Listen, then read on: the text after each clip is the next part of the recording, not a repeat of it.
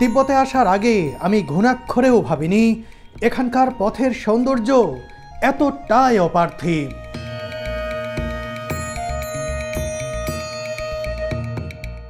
ওহ মাই god, এ যেন উইন্ডোজের desktop wallpaper বা screen saver image. আমি নিজেও জানতাম না এখানে এইরকম গ্লেসিয়ার রয়েছে, বিশাল পাহাড় বরফে আবৃত হয়ে রয়েছে।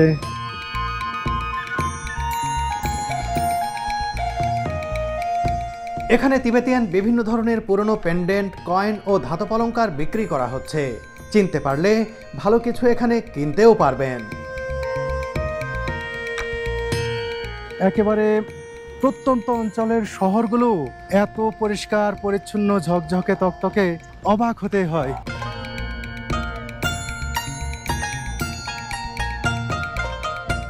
এখানে আসলে রাত নামে 9:20 দিকে।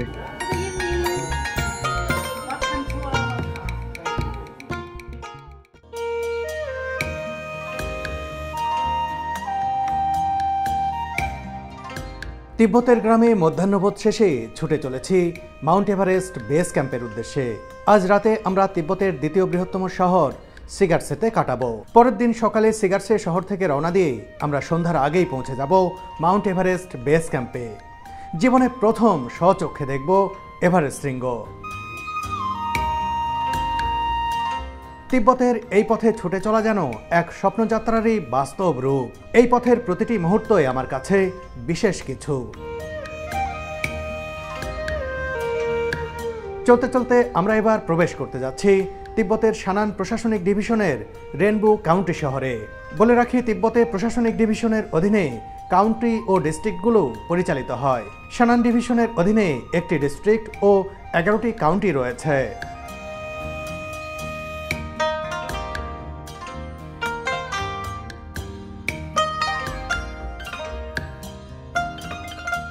রেনবো শহরের দুই পাশে রেস্টুরেন্ট, ফার্মেসি সহ বেশ কিছু দোকানপাট চোখে পড়ছে, কিন্তু মানুষজন এখানে খুব কম।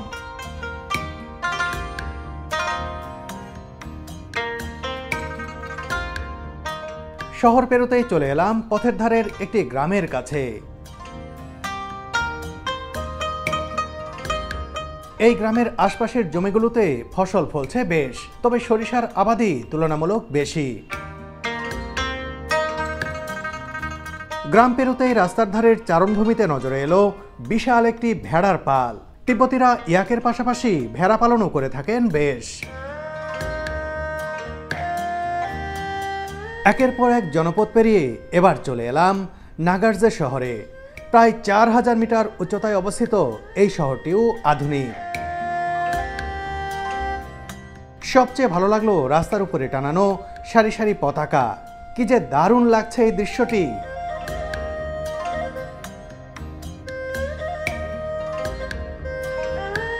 এখান থেকে সোজা ওই দূরে দেখুন সারিবদ্ধভাবে দাঁড়িয়ে থাকা পর্বতশ্রেণী কত সুন্দর লাগছে। একটি পর্বতের মাথা একেবারে শুভ্র তুষারে ঢাকা, আর ঠিক পর্বতের মাথার উপরেই উঠছে কালো মেঘ। সত্যি এক অদ্ভুত দৃশ্যপট।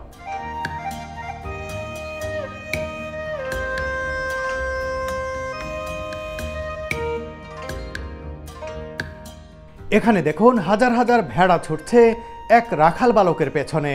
রাখাল তো নয়, যেন হ্যামিলনের বাঁশিওয়ালা। একসাথে এত বড় ভেড়ার পাল এই প্রথম আমি দেখলাম।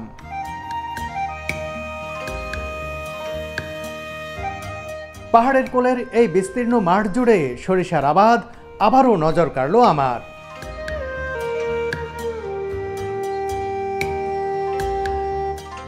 হঠাৎ করেই গুড়ি গুড়ি বৃষ্টি পড়তে থাকলো।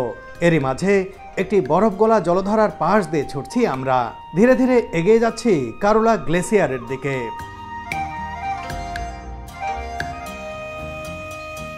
হঠাৎ করেই এমন একটি মোহনীয় দৃশ্যপট চোখের সামনে হাজির হলো, ঠিক যেন ক্যালেন্ডারের পাতায় ছাপা কোনো ছবি দেখছি। দুই পাশে সুউচ্চ পাহাড় আর মাঝের উপত্যকা দিয়ে তৈরি পথে চলা গাড়ির সারি, আর আকাশে মেঘের মিতালি অদ্ভুত এক নান্দনিকতার সৃষ্টি করেছে। এরই মাঝে আড়াল থেকে উঁকি দিচ্ছে তুষারে ঢাকা এক দানবীয় পাহাড়। বন্ধুরা, আগামী 1 ফেব্রুয়ারি আমি একটি গ্রুপ নিয়ে আসতে যাচ্ছি শীতের তিব্বত দেখতে। আমার সাথে যারা তিব্বতের এই জায়গাগুলো ঘুরে দেখতে চান তারা আজই যোগাযোগ করুন বেঙ্গল ভিস্তার সাথে।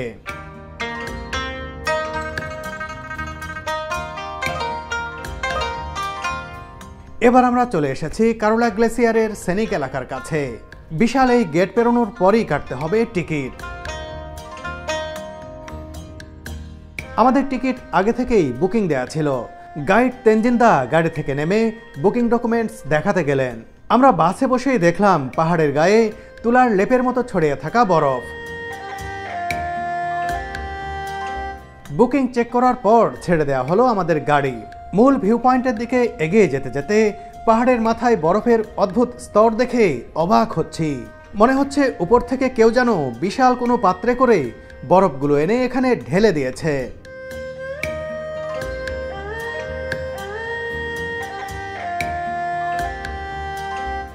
ভিউ পয়েন্ট থেকে আরো সুন্দর লাগছে কারোলা গ্লেসিয়ারের দৃশ্যটি। একসাথে কত মানুষ এটি দেখছে দেখুন। কারোলা গ্লেসিয়ারের সেনিক স্পটে চলে এসেছি। দুনিয়াতে কতই না চমকপ্রদ জায়গা রয়েছে। তিব্বতকে বলা হয় নিষিদ্ধ দেশ। সে কারণে পৃথিবীর মানুষের এই দেশটি তেমন দেখা হয়নি। আমি নিজেও জানতাম না এখানে এই রকম গ্লেসিয়ার রয়েছে। কারোলা গ্লেসিয়ার দেখুন, কি আশ্চর্য, কি বরফ দেখুন। বিশাল পাহাড় বরফে আবৃত হয়ে রয়েছে, আর সেই হিমবাহ সেই উপর থেকে নিচের দিকে নেমে আসছে। এটি সেই কারোলা গ্লেসিয়ার। তিব্বতের কারোলা গ্লেসিয়ার সম্পর্কে আমার কোনো ধারণাই ছিল না। আজকেই প্রথম জানছি, আজকেই প্রথম স্বচক্ষে দেখছি এই আশ্চর্যজনক একটি প্রাকৃতিক নৈসর্গ।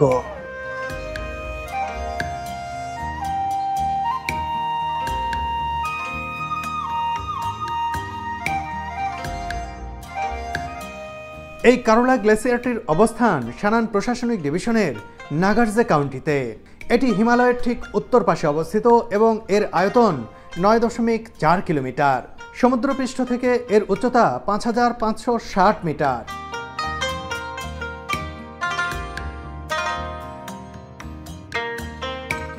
এখানে একটি স্তূপা দেখতে পাচ্ছি, বুদ্ধিস্ট স্তূপা। আর এই পাশেই দেখুন, হতবাক হতে হয় এমন দৃশ্য দেখে। দেখুন উপরে বরফ গলে কত শত পথে এঁকে মেঁকে নিচে নেমে আসছে পানি। একেবারে অদ্ভুত লাগছে, অদ্ভুত।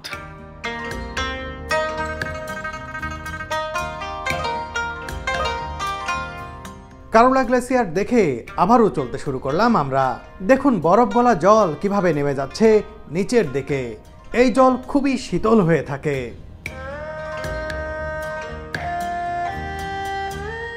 ওহ মাই গড, এ যেন উইন্ডোজের ডেস্কটপ ওয়ালপেপার বা স্ক্রিন সেভার ইমেজ। চোখটা শীতল হয়ে যায় এমন দৃশ্য দেখে। সত্যি কতই না মায়াবী এই তিব্বত।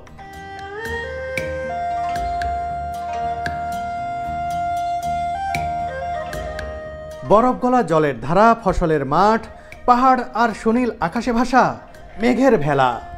এ যেন এক কল্পরাজ্য। দেখুন যাত্রা বিরতি দিয়ে ক্ষেতের পাশে বসেই তিব্বতীরা দুপুরের খাবার খাওয়ার প্রস্তুতি নিচ্ছে।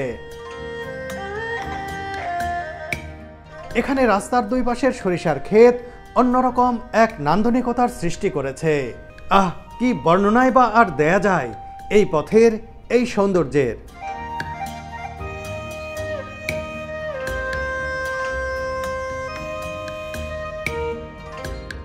এই পথে তিব্বতের গহীনের এমন সুন্দর গ্রামগুলো নজরে আসবে মাঝে মাঝেই।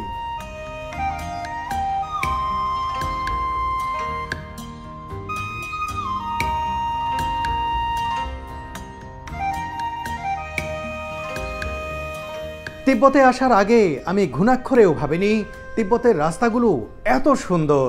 তবে এখানে এসে জানলাম 2 বছর আগেও এই রাস্তাগুলো এমন ছিল না। আরও জানলাম সমগ্র তিব্বতেই সড়ক যোগাযোগ ব্যবস্থা উন্নত করেছে চীন সরকার।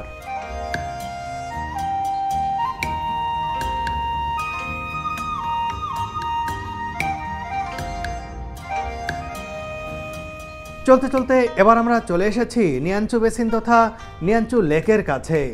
জলবিদ্যুৎ উৎপাদনের জন্য নিয়াঞ্চু নদীর উজানে বাঁধ দিয়ে এই জলাধার তৈরি করেছে চীন। এটিকে মানলা রিজার্ভারও বলা হয়ে থাকে।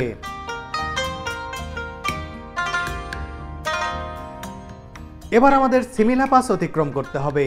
সিমিলা পাস থেকে লেকটি আরও ব্যাপকভাবে দেখা যাবে।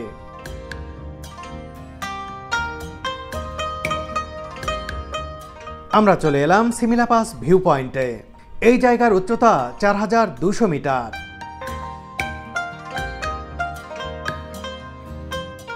এখানে তিবেতিয়ান বিভিন্ন ধরনের পুরনো পেন্ডেন্ট, কয়েন ও ধাতব অলংকার বিক্রি করা হচ্ছে। চিনতে পারলে ভালো কিছু এখানে কিনতেও পারবেন।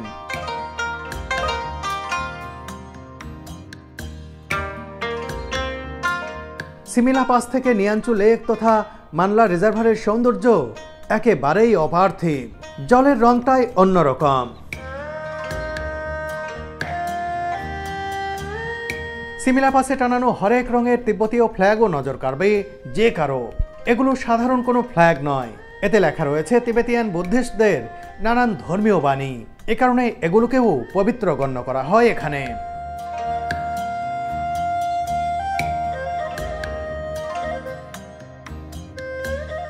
সিমিলা পাসে আরেকটি পুরাতন সামগ্রীর দোকান চোখে পড়ল। এখানে কয়েকশো বছরের পুরনো জিনিসের দেখা মেলে। তিবেতিয়ানরা বহু বছর আগে দৈনন্দিন জীবনে কি ধরনের জিনিস ব্যবহার করতেন তারই খানিকটা ধারণা পাওয়া যায় এখানে।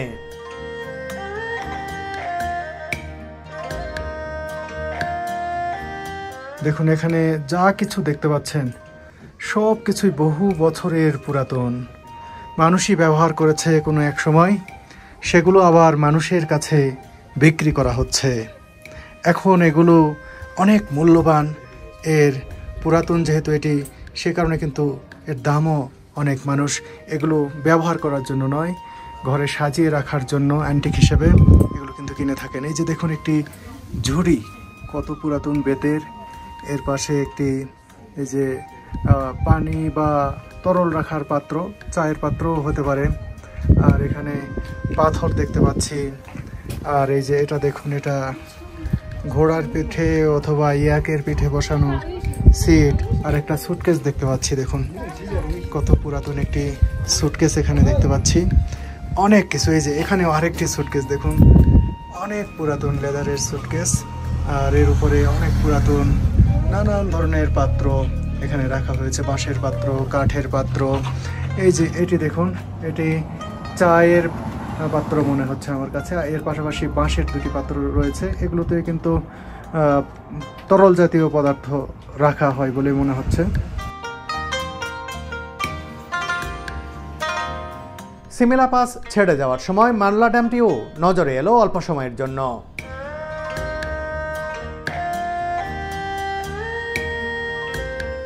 আবারও ছুটতে থাকলাম নৈসর্গিক পথে। বিশ্বাস করুন, এই দীর্ঘ পথে চলতে এক মুহূর্তের জন্য আমাকে ক্লান্তি স্পর্শ করেনি। 1 সেকেন্ডের জন্য চোখটা বন্ধ করতে ইচ্ছে করেনি। চলার পথে সারাক্ষণই অবাক বিস্ময়ে তাকিয়ে তাকিয়ে দেখছি তিব্বতের সৌন্দর্য।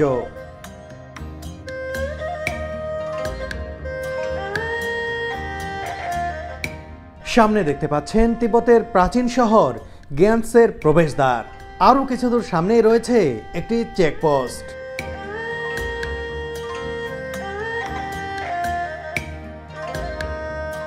এখানে একটি চেকপোস্টে গাড়ি থেমেছে। আর সেই সুযোগে রাস্তার ধারের এই সরিষা ক্ষেতের কাছাকাছি চলে এসেছি। গাড়িতে বসে চলতে চলতে অনেক তো সরিষার ক্ষেত দেখালাম। এবার একেবারে সরিষা ক্ষেতের ধারে দাঁড়িয়ে এই ক্ষেত দেখছি, আপনাদেরকে দেখাচ্ছি।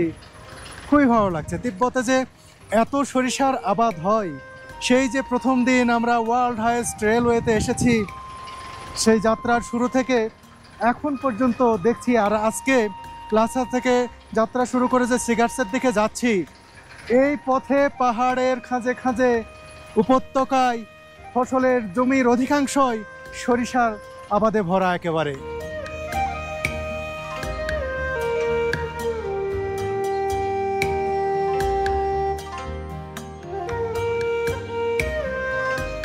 বন্ধুরা, একেবারে সরিষার খেতে নেমে এসেছি তিব্বতের। এই সরিষার ফুল ছুঁয়ে দেখছি, দারুণ লাগছে। আমাদের গাড়ি ছাড়ার সময় হয়ে গেছে, অল্প সময়ের জন্য হলেও এই সরিষার খেতে নেমে আমার খুবই ভালো লাগলো।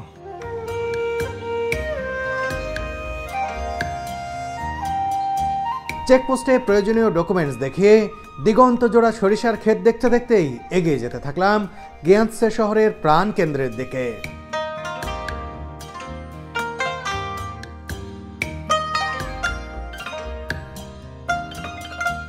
গিয়ান্তসে তিব্বতের একটি প্রাচীন শহর।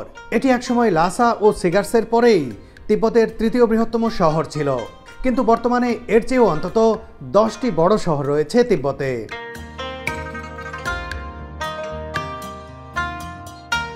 1904 সালে ব্রিটিশরা এই শহরটি দখল করে নেয়। এরপর এখানে একটি সেনা ক্যাম্প স্থাপন করে সাধারণ তিব্বতীদের সাথে সম্পর্ক গড়ে তোলার চেষ্টা করে। বিশেষ করে তিব্বতীদের চিকিৎসা সেবা দিত ব্রিটিশ ডাক্তাররা। পরবর্তীতে 13তম দালাই লামার শাসনামলে তিব্বতী সৈন্যদেরও ট্রেনিং দেওয়া হতো এখানে। ব্রিটিশ কর্মকর্তাদের অধীনে এই ক্যাম্পে মূলত ভারতবর্ষ থেকে নিযুক্ত সৈন্যরা অবস্থান করত। এই শহরে কিছু সময়ের জন্য বিরতি দেওয়া হলো।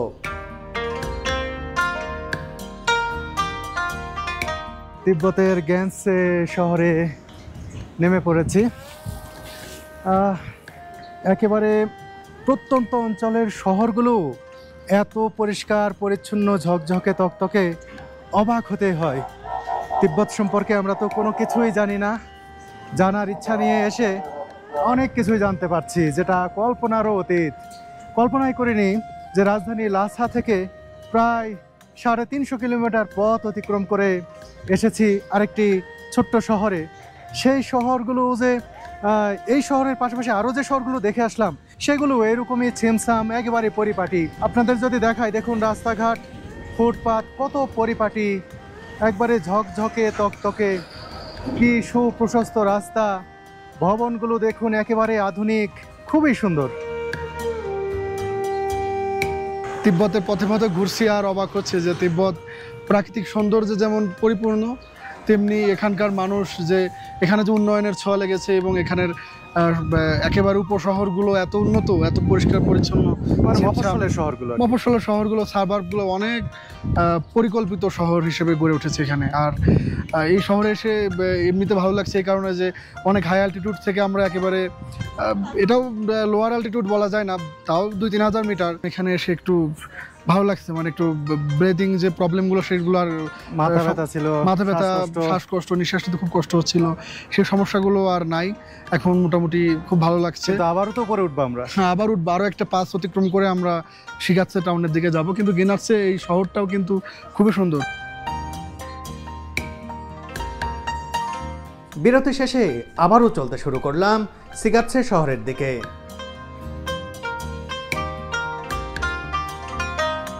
শহর পেরোনোর সময় চোখে পড়ল 9ম শতাব্দীতে অর্থাৎ 1200 বছর আগে নির্মিত গিয়ান্তসে দুর্গটি। তারও অনেক আগেই প্রতিষ্ঠিত হয় এই শহরটি।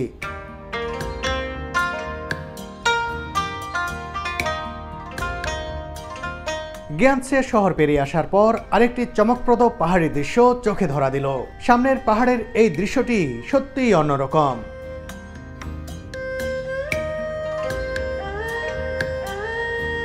সেই সাথে এখানে রয়েছে পরিকল্পিতভাবে রোপিত কিছু সবুজ বৃক্ষ।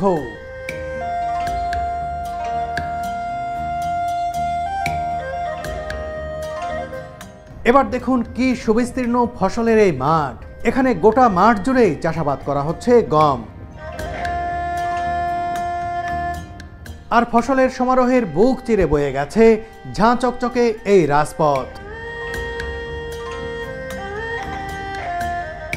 পাহাড়ের পাদদেশে সবুজ ফসল ঘেরা এই গ্রামটি দেখুন। আহা, এই তো সেই অদেখা স্বর্গ।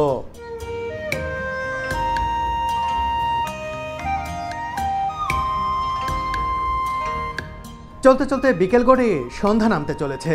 আমরা চলে এসেছি আমাদের আজকের গন্তব্য সিগার্টসে শহরের একেবারে কাছাকাছি। শহরে প্রবেশের আগে সামনের একটি চেকপোস্টে আমাদের ডকুমেন্টসগুলো আবারও দেখাতে হবে। চেকপোস্ট পার হওয়ার পরই চোখে পড়ল বিশাল একটি আইকনিক বস্তু। এটি আসলে এভারেস্ট সিংহের সিম্বল হিসেবে এখানে স্থাপন করা হয়েছে।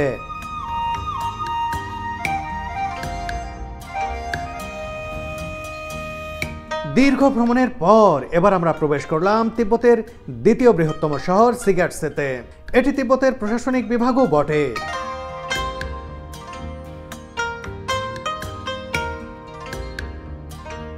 এই শহরের পথঘাট ও স্থাপত্য দেখেই বোঝা যায় এটি কত আধুনিক আর কতটা উন্নত।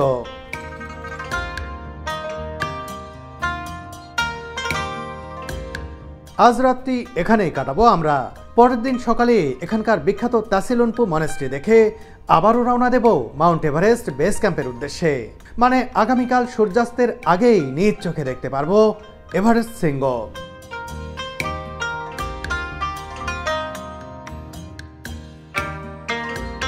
বন্ধুরা, সকাল 8:20 রওনা দিয়ে এখানে আমরা যখন পৌঁছালাম সিগার্টসেতে, এটি হচ্ছে তিব্বতের দ্বিতীয় বৃহত্তম শহর। লাসার পরেই এই সিগার্টসের স্থান। এই সিগার্টসেতে পৌঁছাতে আমাদের এখন বেজে গেল সন্ধ্যা 7:50। ভাবছেন 7:50, কিন্তু অন্ধকার হয় না কেন? এখানে আসলে রাত নামে 9:20 দিকে এই সময়, তাই আরও বেশ কিছুক্ষণ এখানে আলো থাকবে। আর আমাদের নামিয়ে দেওয়া হয়েছে, এই যে দেখুন, এটা হোটেল। এখানেই আজকে আমরা থাকবো।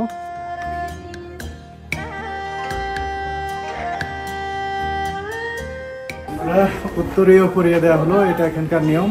নতুন কোনো গেস্ট যখন হোটেলে আসেন তখন তাকে এরকম করে উত্তরীয় পরিয়ে দেওয়া হয়। এটি তিব্বতের এই সিগার্টসে শহরের এই হোটেলের নিয়ম। 4 স্টার মানের এই হোটেলের নাম তাসি চটেন। হোটেলের লবির দেয়ালে খুব সুন্দর করে পোতালা প্যালেসের ছবি খোদাই করা হয়েছে, আর অন্য দেয়ালে রয়েছে পুরনো সব তৈজসপত্র।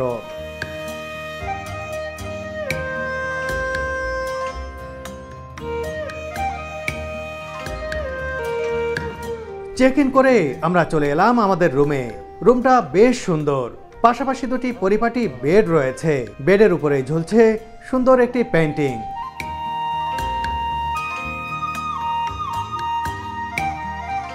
একটি 4 স্টার মানের হোটেলে যা যা থাকা দরকার তার সবই রয়েছে এখানে। এই হোটেলের বাথরুমটাও বেশ। ফ্রেশ হয়ে এখানকার একটি রেস্টুরেন্টে আমরা একসাথে যোগ দিলাম ডিনারে, যেখানে তিবেতিয়ান খাবারের সাথে তিবেতিয়ান ট্রেডিশনাল নাচ গান উপভোগ করলাম আমরা।